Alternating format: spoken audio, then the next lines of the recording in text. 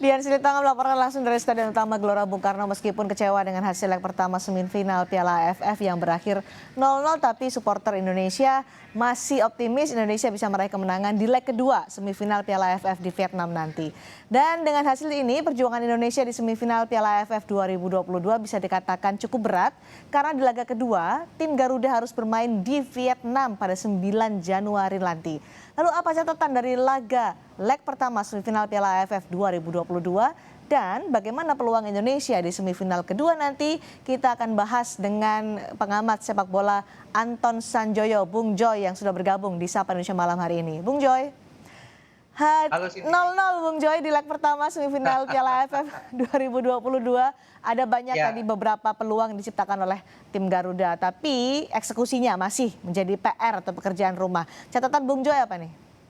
ya sayang sekali ya, Indonesia harusnya bisa menang paling nggak 1-0 lah di Hmm. laga kandang ini karena ini kan sebetulnya kalau dari saya lihat dari sisi permainan justru Vietnamnya yang tidak progres ya. Ya. Jadi mereka malah sebetulnya setback ke permainan mereka yang paling buruk menurut saya Hmm. dari 4 laga mereka di grup B waktu itu. Bahkan mereka sempat mengalahkan Malaysia yang juga semifinalis dengan Ya. skor telak 3-0.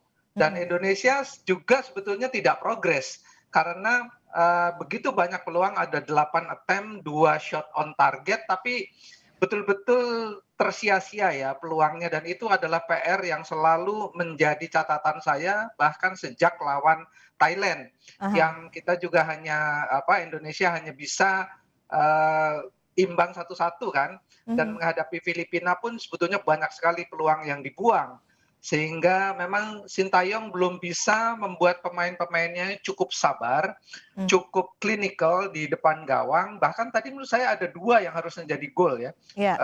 dan itu betul-betul peluang yang sulit lagi didapatkan. Terbukti di babak kedua kan praktis Indonesia tidak lagi mendapatkan peluang bersih Mhm. dan Mhm. Vietnam sendiri bermainnya menurut saya sangat buruk dan ketika mereka bermain buruk Indonesia tidak bisa menang, ya itu sayang sekali. Buat saya hasil imbang 0-0 ini adalah Ah, kalah ya karena iya. sungguh berat nanti Indonesia harus tandang ke Vietnam Iya. dengan begitu publik mereka jauh lebih brutal loh Mmm. di Vietnam. Jadi ini adalah ujian yang sangat berat bagi Sintayong. Mudah-mudahan sih confidence masih ada dan Iya. Vietnam juga tidak beranjak jauh dari penampilan malam ini. Mhm. Kalau mereka ada progres menurut saya Indonesia harus sekali lagi harus menerima kenyataan bahwa kita Baik. sulit sekali menjadi juara di ajang AFF Nah, dan kita memang belum pernah jadi juara di AFF. kalau Vietnam bermain buruk malam tadi, tapi Indonesia tidak bisa memanfaatkan permainan buruk Vietnam menjadi kemenangan, ini karena pemain kita tertekan, tidak bisa bermain lepas malam hari ini? Ya itu yang sebetulnya saya khawatirkan ya karena memang dukungannya sebetulnya cukup menggebu. Ini menurut saya penonton terbanyak setelah Ya. tragedi Kanjuruhan ya di Mhm. sebuah event internasional dan 50.000 ya? ya dukungan tersebut kan nggak akan kita dapatkan di Vietnam gitu loh dan mereka tampaknya di babak pertama bermain sangat beringas dan menurut saya ada sedikit eee, salah hitung dari Sintayong yang dia menurunkan 4-4-2 tidak terlalu ofensif. Mmm. Biasanya dia 4-2-3-1 atau Ya. 4-3-3 dan itu yang formasi yang paling ofensif.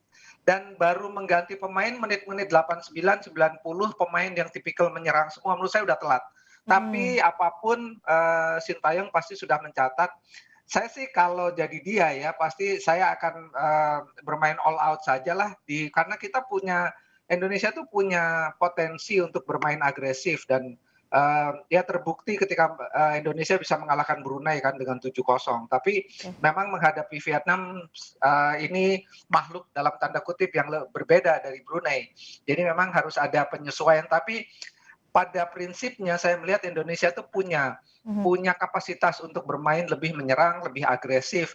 Tadi terlihat di babak pertama ya, tapi sayang di babak kedua memang tidak terlalu kelihatan ya, lebih Ya. ke dan Vietnam sendiri lebih lebih defensif meskipun mereka punya ball possession Mhm. sedikit lebih baik ya dengan passing yang terselesaikan juga lebih banyak. Tapi mereka tidak terlalu mengancam sebetulnya pertahanan dari Indonesia. Kalau pola 4-4-2 dianggap Mas Bung Joy belum, berhasil, artinya sektor kita di bagian depan masih sangat lemah ya, Bung Joy? Ya, terutama di penyelesaian akhir ya. Mhm. Dan banyak juga sebetulnya apa, building up tuh apa bahasa Indonesianya, membangun serangan dari belakang ke tengah itu sebenarnya sudah baik. Mhm. Tapi tadi saya mencatat ada 3 passing penting ya, untuk menerobos pertahanan Vietnam itu gagal karena passing-nya salah. Itu baru Oke. 3 yang saya hitung, gitu loh. Padahal sebetulnya formasi dari, Vietnam itu sudah agak terbuka, tapi kalau passing-nya akurat, menurut saya udah bisa jadi peluang. Jadi kalau misalnya dari 3 jadi peluang 2, mungkin ada gol 1 gitu loh. Tapi ya, sayangnya dari 8 attempt, 2 shot on target, tidak ada yang jadi gol Mhm. dan, menurut saya dari sekitar 12 atau 13 kondisi menyerang dengan formasi yang dominan, itu mereka tidak bisa mengkonversi menjadi peluang. Oke. Jadi memang ini catatan yang di lini depan menurut saya betul-betul menjadi PR karena Indonesia hanya punya waktu 3 hari ya tanggal 9 udah Nah, harus tanggal tandang 9. tuh ke Tanggal 9 ini Vietnam. apa yang harus dievaluasi, yang harus diubah, atau materi pemainnya nanti starting eleven-nya harus diubah pada saat kita ke Vietnam 9 Januari nanti leg kedua? Sebetulnya 4-4-2 yang tadi diturunkan Sintayong cukup sukses di babak pertama ya. Mhm. Terbukti kan, Yakob Sayuri 2 kali berhadapan dengan Betul. kiper, demikian juga Marcelino Ferdinand bahkan sudah, head on ya dengan kiper Vietnam. Tapi sayangnya memang, penyelesaian akhir. Nah itulah faktor klinikal dalam penyelesaian akhir ini yang mungkin harus dibenahi segera. Mungkin ada satu sesi khusus ya dari Sintayong untuk memperbaiki penyelesaian akhir ini Ya, finishing-nya betul-betul parah menurut saya. Jadi finishing-nya memang, ya masih pekerjaan finishing rumah.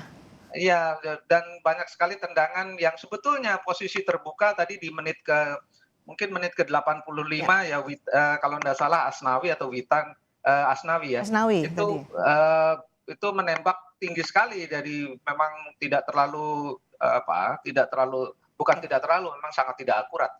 Oke, Bung Joy, 9 Januari nanti kita main away, bermain di kandang Vietnam dengan modal 0-0.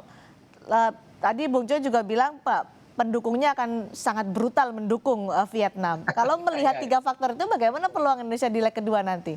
Ya, harus saya katakan pahit berat ya, Eh, berat, tapi bukan berarti tidak, ada peluang sama sekali karena, kalau Indonesia bermain draw 1-1 Indonesia yang lolos ke final karena ya. ada aturan gol tandang. Mhm. Jadi, itu kan dihapus oleh Eropa, tapi Asia masih pakai dan AFF pun masih pakai. Jadi kalau Indonesia bisa cetak 1 gol aja dan, jangan sampai kalah gitu ya 1-1, ya Indonesia lolos. Tapi Oke. ya, agak berat karena Vietnam pasti akan lebih agresif ketika mereka mengalahkan Myanmar kemarin saya ngeri sebetulnya lihat permainan dari, Vietnam. Tapi, Oke. mudah-mudahan mereka tidak beranjak, Jangan progres gitu ya performanya ya. permainannya ya. Jangan jauh-jauh lah beranjaknya, jadi kayak tadi aja jelek gitu. Tadi Bung Joy di awal menyatakan kalau nanti 9 Januari modal penting dari pemain Indonesia adalah mental. Kalau misalnya masih confidence, mudah-mudahan akan mudah di Vietnam nanti. Gimana bisa menyiapkan mental pemain Indonesia ketika bertanding away di Vietnam atau tandang nanti? Iya itu menurut saya memang faktor non teknis dan, Mhm. harus ada figur di tim ini yang bisa membuat tim ini pede gitu ya, Ya. percaya diri dan harus terus berteriak. Jadi saya tidak melihat ada pemain dengan karakter seperti itu dan, ya itu memang karakter yang tidak bisa dibikin-bikin. Tapi menurut saya paling tidak harus ada pemain yang mau, terus memberi semangat kepada teman-temannya bahwa Indonesia sebetulnya bisa mengalahkan Vietnam bahkan di kandang mereka. Dan Hmm. itu kalau dari sisi teknis menurut saya, Indonesia seimbang lah meskipun Vietnam ini kan sekarang nomor 1 di Asia Tenggara ya dalam ranking FIFA. Tapi, kalau saya lihat tadi permainan, tidak terlalu jauh lah ininya, kualitas permainannya baik individu Ya. maupun tim. Tadi sih sudah kelihatan ada kemauan untuk bermain lebih tim dari Indonesia, sayang passing masih banyak yang salah, Mhm. kemudian juga terutama kalau saya lihat memang kelemahan terbesar sama sekali tidak klinikal di depan gawang untuk menyelesaikan serangan. Jadi itu persoalan besar bagi Sintayong. Baik, terakhir Bung Joy, Indonesia bisa meraih tiket ke final? Saya tidak terlalu optimis, tapi harus tetap memompa semangat pasukan Garuda ya. Ada kesempatan Indonesia draw 1-1 bisa lolos, 2-2 bisa lolos, Mhm. jangan kalah aja. Jangan kalah, Kalah masih ada satu pun peluang untuk ya kita makanya kalah melaju ke final. satu kan tersingkir. Jadi menurut saya all out sajalah. Kalau Oke. bertahan pun, kemungkinan bobol akan sangat besar. Dan Baik. Vietnam sejauh ini sampai semifinal belum kebobolan loh satupun. Hmm, Jadi mereka punya pertahanan dan kipernya tadi memang juga ya, sangat bagus ya, menyelamatkan 2 peluang dari Indonesia. Jadi baik. kalau Indonesia bisa bikin gol, peluang terbuka. Baik, 9 Januari akan jadi penentuan. Terima kasih Bung Joy sudah berbagi analisa terkait dengan Piala AFF 2022 bersama kami di Sapa Indonesia Malam.